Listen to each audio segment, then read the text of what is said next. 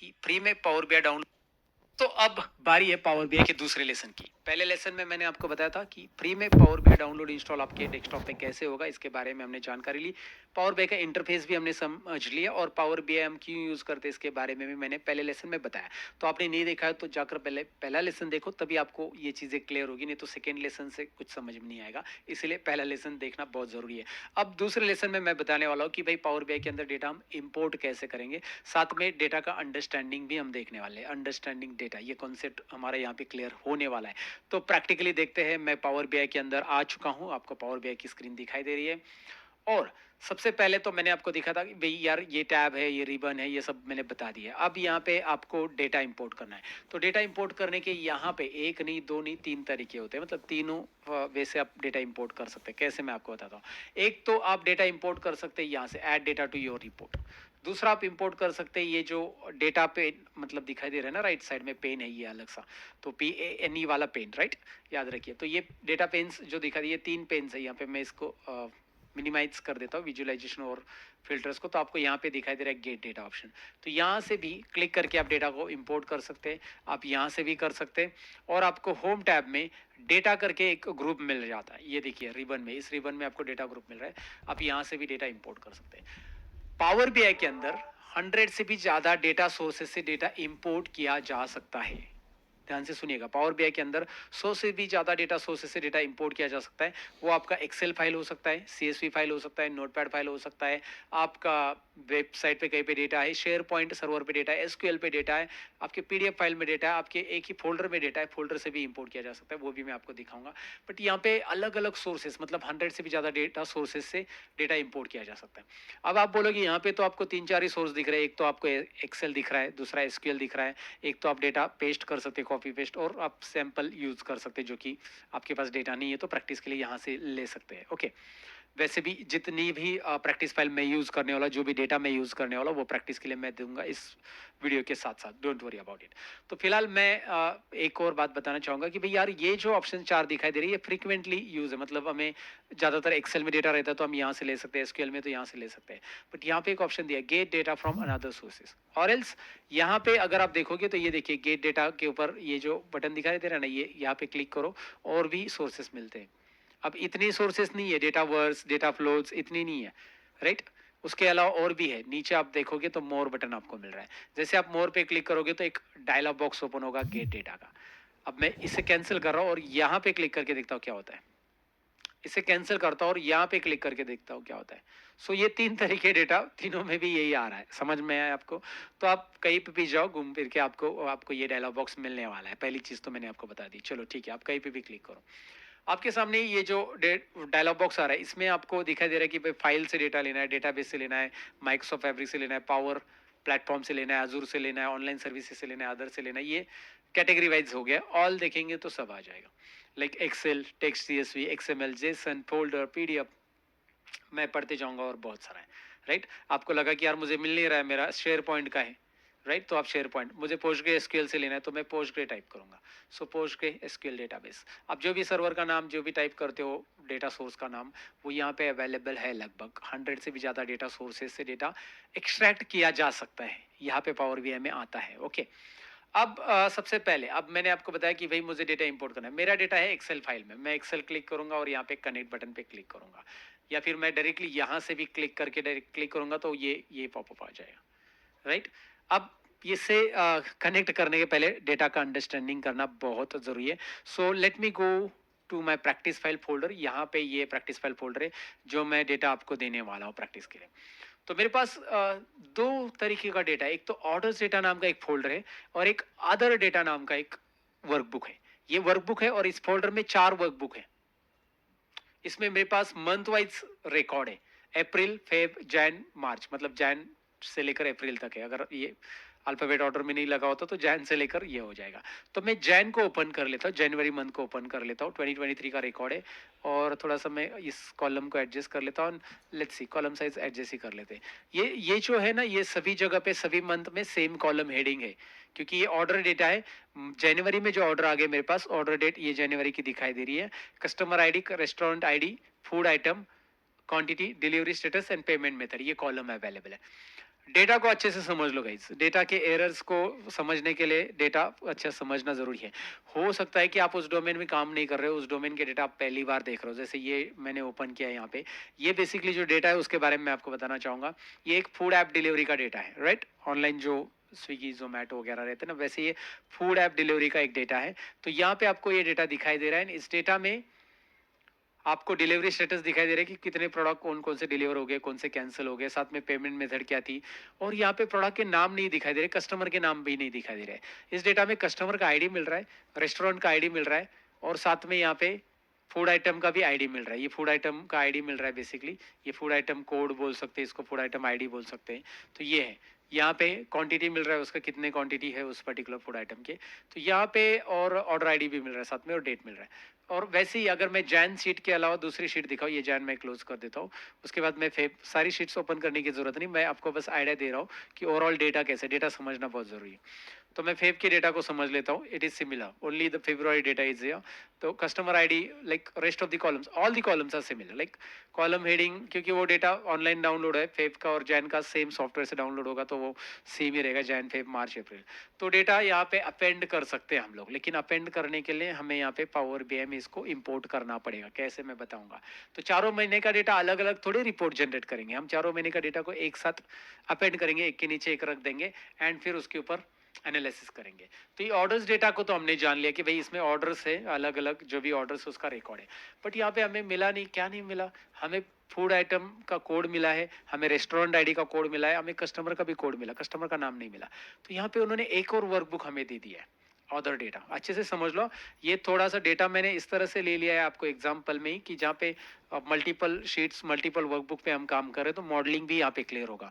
मैं नहीं चाहता कि बस पावर बीआई में आपको मैं विजुअलाइजेशन पढ़ाऊँ, मैं चाहता हूँ कि भाई आपको मॉडलिंग भी पढ़ाऊँ, मैं आपको डेक्स भी पढ़ाऊँ। इसलिए तो मैंने इस तरह का डेटा लिया है जहाँ पे हम सारी चीजें कर सकते हैं। चलो ठीक है। So customer ID, customer name, member type आपको दिखाई दे रहा है यहाँ पे डेटा। ये जो वर्कबुक मैंने ओपन किया इसमें एक शीट नहीं है, इसमें फूड डिटेल्स एक शीट है जहां पे मेरे पास आइटम कोड, फूड नेम और फूड टाइप दिया है, राइट। आइटम कोड आपको दिखाई दे रहा है, इसका फूड नेम दिखाई दे रहा है और फूड टाइप दिखाई दे रहा है। उसके बाद यहाँ पे कस्टमर डिटेल्स में यहाँ पे आपको दिखाई दे रहा है customer ID, customer name, member type, ये तीन कॉलम है जो कि कस्टमर आईडी है, और यहाँ पे आपको उसका नाम और टाइप मिल रहा है, मेंबर टाइप। साथ में रेस्टोरेंट डिटेल्स में मेरे पास रेस्टोरेंट कोड है, रेस्टोरेंट नेम और रेस्टोरेंट टाइप भी दिखाई दे रहा है, और इसमें भी आइटम कोड आपको दिखाई दे रहा है, राइट। तो मेरे पास ये कॉलम्स की मतलब ये डेटा मेरा नॉर्मलाइजेशन किया हुआ है। बेसिकली ये डेटा पहले अगर आप देखोगे तो नॉर्मलाइजेशन नहीं होता, तो ये मुझे एक ही शीट में सारा ऐड करना पड़ता। और अगर आप देखोगे कहीं पे भी जहाँ पे भी ऑनलाइन लाइक स्ट्रक्चर होता है ना, वहाँ पे डेटा नॉर्मलाइज फॉर्म में ही होता है। मतलब कस्टमर की डिटेल्स उसी टेबल में नहीं रहती, कस्टमर की डिटेल्स अलग टेबल में रहती है, ताकि वो जब डेटा वो डाउनलोड करे तो डेटा का साइज ना बढ़े, साथ में डेटा को कॉन्फिडेंशियलिटी भी मेंटेन हो। क्योंकि अगर मैं ऑर्डर डेटा किसी के साथ शेयर करता हूँ तो उसको कस्टमर के नाम नहीं दिखाई देंगे, राइट। वो कस्टमर के नाम डिटेल्स अलग वर्कबुक में अवेलेबल रहता है। So we have a data like this. आपको ये क्लियर हो गया डेटा हमारे पास क्या है। हमारे पास 3 शीट्स है इस वर्कबुक में, और उस वाले वर्कबुक में, उस वाले फोल्डर में 4 वर्कबुक बेसिकली। ये जो फोल्डर है ऑर्डर्स डेटा, उसमें 4 वर्कबुक। क्लियर है यहाँ तक। डेटा को समझना बहुत जरूरी है। डेटा किससे रिलेटेड है, डेटा का डोमेन समझ लो, और डेटा में हमें क्या इंसाइट निकालने, फिर क्लियर हो जाता है। अब इस डेटा में अगर हमने देख लिया तो इसमें कुछ ट्रांसफॉर्मेशन की जरूरत है क्या। सबसे पहला कि ये बात दिमाग से निकालो कि भाई आपको क्लीन डेटा मिलेगा। आपको डेटा हमेशा मेसी मिलेगा, डेटा में ब्लैंक रोज रहेंगे, मिसिंग वैल्यूज रहेंगे, डेटा में कुछ रिमूव डुप्लीकेट्स करने पड़ेंगे, कुछ भी करना हो सकता है। तो उसके लिए डेटा में ट्रांसफॉर्मेशन की जरूरत होगी, और ट्रांसफॉर्मेशन ये सेकेंड स्टेप आता है। पहला स्टेप जब भी आप पावर बीआई में काम कर रहे हो, डेटा के ऊपर काम कर रहे हो, तो डेटा का अंडरस्टैंडिंग, पहला स्टेप डेटा को समझ लो। दूसरा स्टेप डेटा का ट्रांसफॉर्मेशन, ETL टूल की मदद से ट्रांसफॉर्मेशन किया जाता है। अब पावर बीआई में ETL टूल कौन सा है, पावर क्वेरी। जी हाँ, जो कि हम डेटा इंपोर्ट करते ही जानेंगे कि उसकी मदद से हम कैसे क्लीनिंग करने वाले डेटा को। लेकिन इस डेटा को दोबारा ओपन करके देखते हैं। इस बार हम अलग पर्सपेक्टिव से देख रहे हैं। इस बार हम देख रहे हैं कि इसमें कोई ट्रांसफॉर्मेशन की रिक्वायरमेंट है क्या। तो अगर आप देखोगे पहला ही कस्टमर डिटेल्स का टेबल मेरा ओपन है, जिसमें कस्टमर आईडी है, कस्टमर नेम है, और मेंबर टाइप है। तो मैं देख पा रहा हूँ इस डेटा को में तो कहीं पे ब्लैंक कुछ नहीं दिख रहा है। ये पहले कॉलम में प्रॉपर आईडी है, दूसरे में भी प्रॉपर है, लेकिन तीसरे कॉलम में कुछ गड़बड़ दिख रहा है। अगर आप डेटा को थोड़ा सा ऑब्जर्व करोगे या फिर डेटा को अगर आप फिल्टर भी अप्लाई करके देखोगे, Alt A T is the shortcut key to apply filter in Excel. Alt A T note down कर लीजिए, अल्ट ए टी, ओके। या फिर आप कंट्रोल शिफ्ट डी भी कर सकते हैं, दूसरा शॉर्टकट की उसका। यहाँ पे मैं मेंबर टाइप पे फिल्टर पे क्लिक कर रहा हूँ and I am getting gold and regular two member. और ये जी और आर क्या है? जी और आर ये गोल्ड और रेगुलर का शॉर्ट फॉर्म दिया गया है। मतलब मल्टीपल टाइम्स यहाँ पे क्या हो गया है कि भाई जी आ चुका है और आर भी आ चुका है, तो मुझे एटलीस्ट जी की जगह गोल्ड चाहिए और आर की जगह रेगुलर चाहिए। आप बोलोगे कर देते हैं एक्सेल में, फाइंड एंड रिप्लेस का यूज करके यहाँ पे तुरंत कर सकते हैं इसको। नहीं, यहाँ पे नहीं करना है, क्योंकि एक्सेल में हम आगे चलकर डेटा अपडेट करते हैं और भी कस्टमर्स का, तो बार बार उसे करना पड़ेगा वो स्टेप्स। तो आप करोगे पावर बीआई के अंदर ही, मतलब पावर क्वेरी की मदद से। ईटीएल टूल है, याद रखिए। पावर बीआई जब सीख रहे हो तो इस ईटीएल टूल का नॉलेज होना जरूरी है, जो आप पहली बार नाम सुन रहे होगे इसका, पावर क्वेरी। पहले किसी ने सुना है तो अच्छी बात है। पावर क्वेरी एटीएल टूल यानी कि डेटा को एक्सट्रैक्ट करता है, ट्रांसफॉर्म करता है एंड लोड करता है, जो कि एक ऑटोमेशन फॉर्म में होता है। मतलब एक बार मैंने इस पे स्टेप्स अप्लाई कर दिए ये जी और आर को बदलने के, तो बार बार मुझे इस डेटा पे करना नहीं। मैंने यहाँ पे और भी डेटा ऐड कर दिया, अपडेट कर दिया, तो कोई फर्क नहीं पड़ेगा, वो ऑटोमेटिक अपडेट हो जाएगा जो भी मैं स्टेप्स अप्लाई करूंगा। And this is the beauty of power query, data cleaning का, राइट। अंडरस्टैंडिंग ऑफ डेटा में ये समझना है कि भाई यार डेटा लेने के पहले इसको ट्रांसफॉर्मेशन की जरूरत है कि नहीं है, एंड इसमें ट्रांसफॉर्मेशन की जरूरत है ही है। अच्छा, फूड डिटेल्स में जाके देखते हैं कुछ गड़बड़ है क्या। I think so food details में आइटम कोड प्रॉपर है, फूड नेम भी प्रॉपर है, ऐसा कोई मिसिंग वैल्यूज एरर कहीं पे कुछ नहीं दिख रहा है, ब्लैंक वैल्यूज भी नहीं दिख रही है।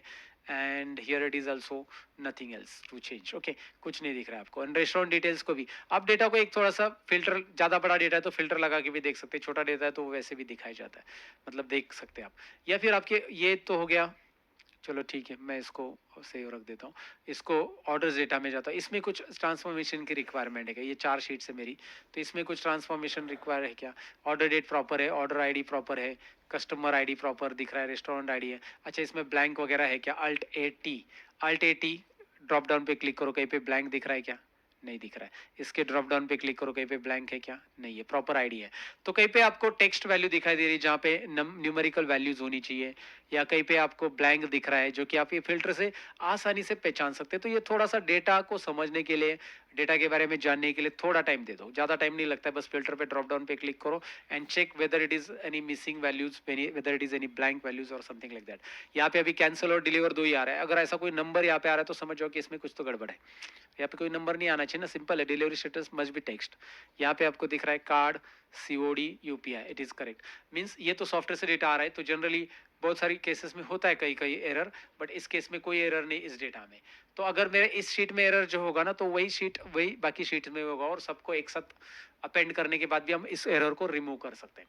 सो this is the way that I told you कि how to understand the data. भाई कैसे अंडरस्टैंड करना है। अब डेटा इंपोर्ट करने की बारी है, समझ लिया data understanding. So import data from Excel. अब मैं पूरा इंपोर्ट नहीं करके दिखाऊंगा, मतलब हमारा नेक्स्ट लेसन में हम देखेंगे कि भाई किस तरह से पावर क्वेरी से क्लीन करेंगे। तो मैं क्लीन यहाँ पे क्लीनिंग स्टेप बाद में अप्लाई करूंगा। पहले मैं क्लिक करूंगा अदर डेटा और मैं ओपन करूंगा। अब मैं ये वाला शीट सिलेक्ट कर रहा हूँ, ये वाला जो है ना मैं एक्सेल से नहीं लूंगा। आप बोलोगे इसमें भी तो एक्सेल फाइल है सर, लेकिन एक एक फाइल नहीं इंपोर्ट करनी मुझे, वो इंपोर्ट फोल्डर करेंगे हम। तो मैं यहाँ पे इसे अदर डेटा सिलेक्ट कर देता हूँ।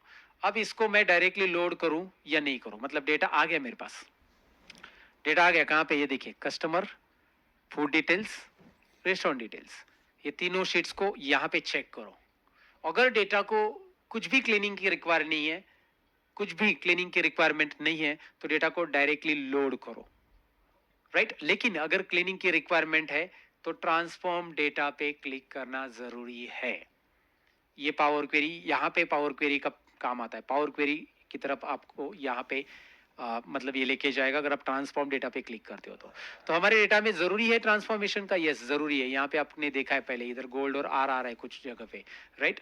तो वो हमें फिक्स करना पड़ेगा, जिसमें कस्टमर डिटेल्स में इश्यूज है, तो वो हमें फिक्स करना पड़ेगा, and that we are going to fix it by clicking on transform data. But load हम नहीं करेंगे। अगर कुछ क्लीनिंग का रिक्वायरमेंट नहीं है तो डायरेक्टली आप लोड कर सकते हैं। बट फिलहाल मैं इसे कैंसिल कर देता हूँ और मैं आपको नेक्स्ट लेसन में दिखाऊंगा कि भाई हम इसे इंपोर्ट कर सकते हैं। और साथ ही में मैं इंपोर्ट से वो नहीं करूंगा, मैं फोल्डर से इंपोर्ट करूंगा दूसरा वाला डेटा, तो वही जो हमारे पास एक फोल्डर में पड़ा है। तो नेक्स्ट लेसन में मिलते हैं गाइस। इस लेसन में पहले तो डेटा का अंडरस्टैंडिंग हमने समझ लिया है। प्रैक्टिस फाइल डाउनलोड कीजिए, प्रैक्टिस के लिए तैयार हो जाइएगा। मिलते हैं नेक्स्ट लेसन में। लिंक्डइन भी हो तो फॉलो कीजिए इस वीडियो को और साथ में लाइक जरूर